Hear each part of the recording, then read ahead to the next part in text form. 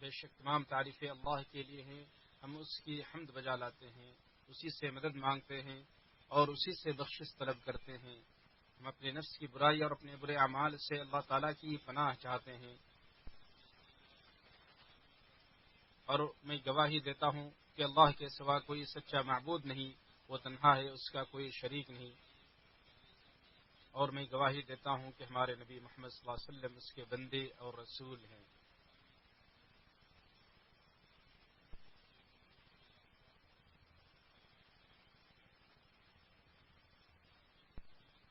اے مومن مرد و عورت کی جماعت، میں اپنے آپ کو اور آپ سب کو تقوی کی وصیت کرتا ہوں، ایک ایسے موسم میں جس میں تقوی کا مقام و مرتبہ اچھی طرح ظاہر ہوتا ہے۔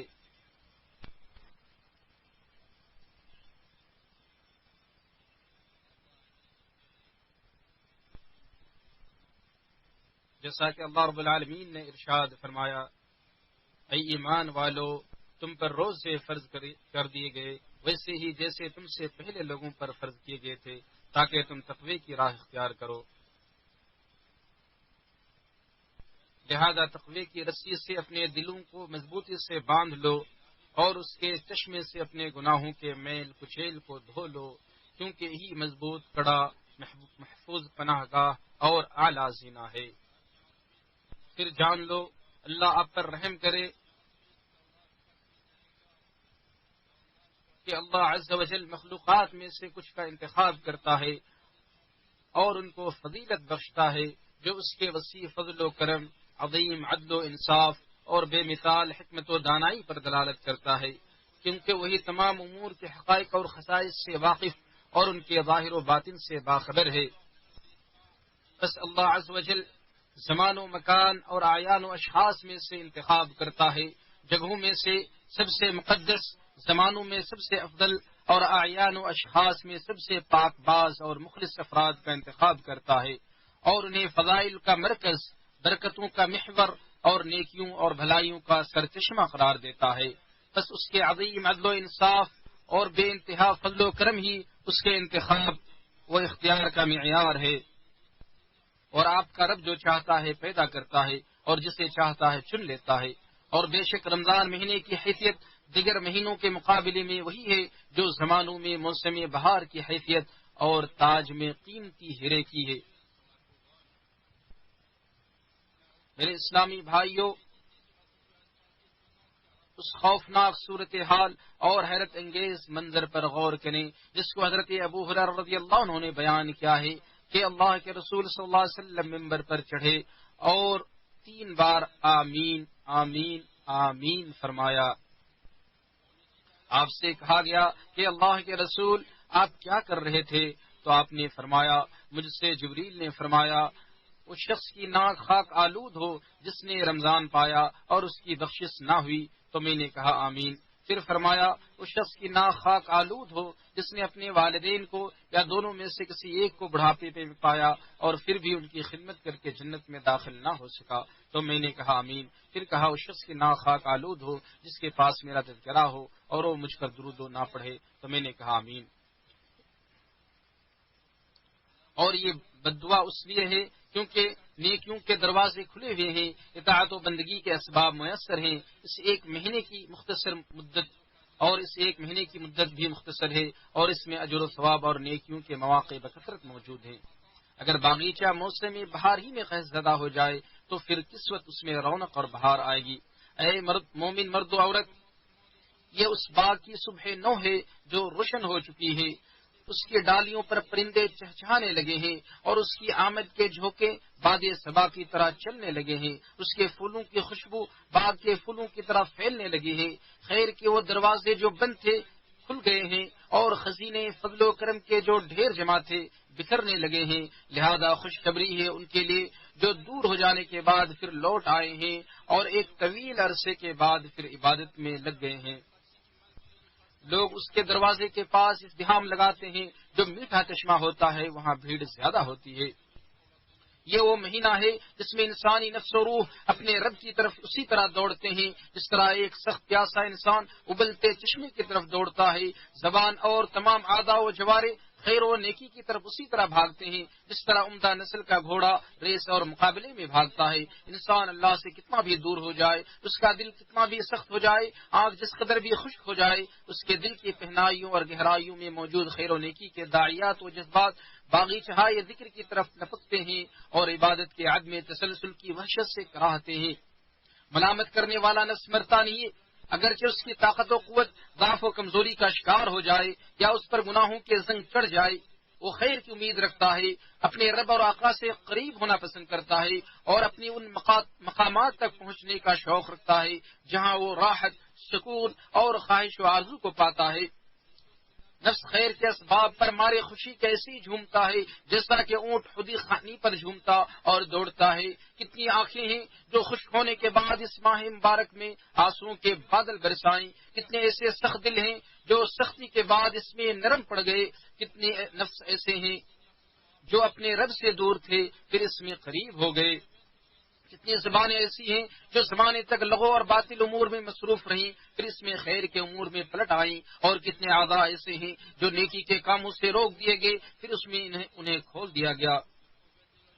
روزہ ایمان کے مدارس میں سے ایک مدرسہ ہے، احسان کے درجے تک پہنچنے کا ذریعہ ہے۔ آپ صلی اللہ علیہ وسلم نے فرمایا، احسان یہ ہے کہ تم اللہ کی ایسی عبادت کرو گویا تم اسے دیکھ رہے ہو، اگر ایسا نہ ہو سکے تو یہ محسوس کرو کہ وہ تمہیں دیکھ رہا ہے، کیونکہ روزہ بندہ اور اس کے رب کے درمیان ایک راز ہے جس پر اللہ کے علاوہ نہ کوئی مطلع ہو سکتا اور نہ جان سکتا ہے۔ یہ وہ عبادت ہے جس میں اخلاص و للہیت اور سچی عبودیت کے تمام معانی و مفاہیم جلوہ گر ہوتے ہیں۔ چنانچہ جو آدمی صرف کھانا پینا چھوڑنے کو روزہ سمجھتا ہے اور جو آدمی تقرب الہی کی وجہ سے روزہ رکھتا ہے، دونوں کی ظاہری صورت ایک جیسی ہوتی ہے۔ اسی طرح روزہ رکھنے والے اور نہ رکھنے والے کے درمیان بظاہر تمیز نہیں ہو سکتی۔ اسی وجہ سے اللہ نے اس عبادت کو اپنے لیے خاص کیا ہے اور اسے اپنی طرف منسوب فرمایا ہے۔ حضرت ابو ہریرہ رضی اللہ عنہ سے روایت ہے کہ رسول اللہ صلی اللہ علیہ وسلم نے فرمایا،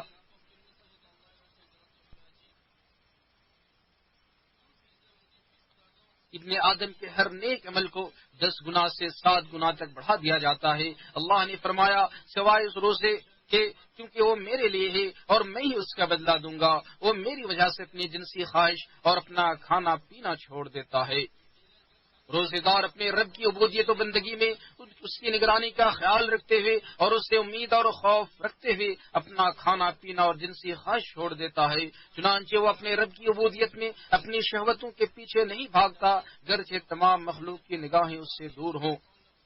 اے نجد کے نسیم صبح، جب بھی تم ان کا سلام لے کر آنا تو قافلے کی بات مت کرنا اور نہ محفوظ راز کو افشا کرنا، کیونکہ مجھے اپنے دوستوں کے تذکرے پر غیرت آتی ہے۔ اسی وجہ سے یہ آیا ہے کہ روزے میں کوئی ریاکاری نہیں ہوتی ہے، اللہ کا یہ فرمان ہے اور میں ہی اس کا بدلہ دوں گا۔ اس بات کی طرف اشارہ کرتا ہے کہ روزہ کی بڑی فضیلت ہے، اس کے بدلے ملنے والی عطا و بخشش بہت زیادہ ہے، کیونکہ بخشش دینے والے کی ملکیت اور اس کے جود و سخا کے بقدر ہوا کرتی ہے۔ وہ تمہیں کسی امید اور خوف کی وجہ سے نہیں دیتا، بلکہ اسے عطا و بخشش کرنے میں لذت و چاشنی ملتی ہے۔ پرندے وہی اترتے ہیں جہاں دانے ڈالے جاتے ہیں اور سخی و فیاض لوگوں کے گھروں میں بھیڑ لگی رہتی ہے۔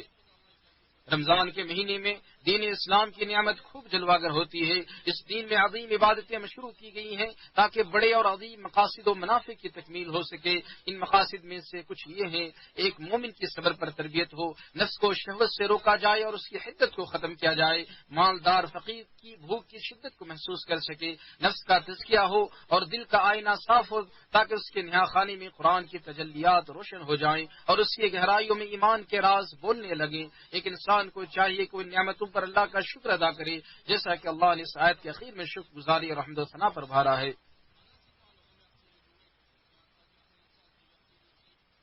رمضان وہ مہینہ ہے جس میں قرآن کریم نازل کیا گیا، جو تمام لوگوں کے لیے ہدایت ہے اور اس میں ہدایت اور حق و باطل میں امتیاز کرنے والے واضح دلائل موجود ہیں۔ لہذا تم میں سے جو شخص مہینے کو پالے اس پر لازم ہے کہ پورا مہینہ روزہ رکھے۔ ہاں، اگر کوئی بیمار ہو یا سفر پر ہو تو دوسرے دنوں سے گنتی پوری کر سکتا ہے، کیونکہ اللہ تمہارے ساتھ نرمی کا برتاؤ چاہتا ہے، سختی کا نہیں چاہتا۔ بعد میں روزہ رکھ لینے کی رخصت اس لیے ہے کہ تم مہینہ بھر کے دنوں کی گنتی پوری کر لو، اور جو اللہ نے تمہیں ہدایت دے اس پر اس کی بڑائی بیان کرو، اور اس لیے بھی کہ تم اس کے شکر گزار بنو۔ اللہ تعالیٰ کتاب و سنت کو میرے لیے اور آپ سب کے لیے بابرکت بنائے، ہمیں ہر بدعت سے بچائے، ہر فتنے سے محفوظ رکھے۔ آپ نے جو سنا وہی میں نے کہا۔ میں اپنے لیے اور آپ سب کے لیے اللہ سے مغفرت طلب کرتا ہوں، آپ سب بھی مغفرت طلب کریں، بے شک وہ رجوع کرنے والوں کو معاف کرتا ہے۔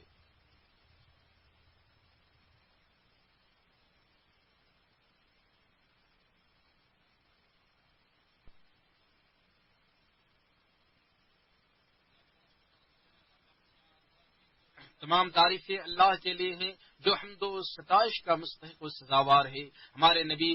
سردار محمد صلی اللہ علیہ وسلم پر رحمت و سلامتی نازل ہوتی رہے جب تک بادل سے میہ اور بارش برستی رہے۔ اسی طرح آپ کی آل، صحابہ کرام اور آپ کی صداقت و سچائی کی گواہی دینے والوں پر حمد و صلات کے بعد اے مومن مرد و عورت کی جماعت، بے شک مومن کے دل میں جو نیت جنم لیتی ہے اس کا آدمی کی اصلاح، اس کے کردار و اعمال کی درستی اور مخلوق و خالق کے ساتھ سلوک و برتاؤ پر بڑا اثر پڑتا ہے، کیونکہ دراصل اعضاء و جوارح دل کا آئینہ ہوتے ہیں۔ اعضاء و جوارح، افعال و کردار دل کا آئینہ ہوتے ہیں اور دلوں کو جلا نیت کی درستی سے حاصل ہوتی ہے۔ لہذا یہ مومن کی سواری ہے۔ ذرا میرے ساتھ غور کریں کہ ماہ رمضان میں عمل و عبادت کس قدر دلوں کی صفائی اور اخلاص سے نیت کے ساتھ مرتبط ہے۔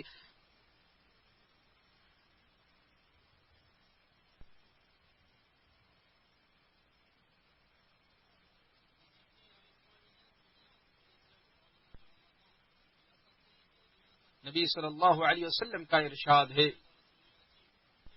جو شخص ایمان و احتساب کے ساتھ رمضان کے روزے رکھے تو اللہ تعالیٰ اس کے گزشتہ گناہوں کو بخش دیتا ہے۔ اسی طرح آپ نے ارشاد فرمایا، جس نے شب قدر میں حالت ایمان کے ساتھ ثواب کی غرض سے قیام کیا اس کے سابقہ گناہ بخش دیے جاتے ہیں۔ لہذا یہ مومن اپنے دل کا جائزہ لے، اس کا مراقبہ کر اور اس کی صفائی و پاکیزگی کا خیال کر اور خشوع خضوع کے ساتھ رب کی طرف لوٹنے کے عزم و ارادے کی چنگاری اپنے اندر بھڑکا دے۔ خبردار، تیرے عزم کی تلوار کو راستے کی رکاوٹیں کند نہ کریں۔ بے شک دل کی سواری کے لیے سچے قصد کے ساتھ عزم و ارادے کی وہی حیثیت ہے جو خودی خواہ کی ہے، اور سنت رسول کی پیروی کرنے کی حیثیت سفر کے رہنما جیسی ہے۔ رخت سفر باندھنے میں بہت معمولی مدت باقی ہے، لہذا اس سے غنیمت جان۔ اے مومن مرد و عورت، آج کے دن کائنات کے سب سے بہترین فرد اور مخلوق کے سردار صلی اللہ علیہ وسلم پر درود و پڑھنا مستحب ہے۔ چنانچہ نبی کریم صلی اللہ علیہ وسلم نے فرمایا، یقیناً تمہارے دنوں میں سے افضل دن جمعہ ہے، اس میں آدم علیہ السلام پیدا ہوئے، اسی لیے اس دن آپ کثرت سے درود و سلام پڑھیں۔ آپ کے درود و سلام مجھ پر پیش کیے جائیں گے۔ اے اللہ تو درود و سلام اور برکتیں نازل فرما اگلے اور پچھلے تمام لوگوں کے سردار امام الانبیاء خاتم النبیین رحمت للعالمین پر، اسی کے بقدر جو تیری کتاب نے شمار رکھا ہے۔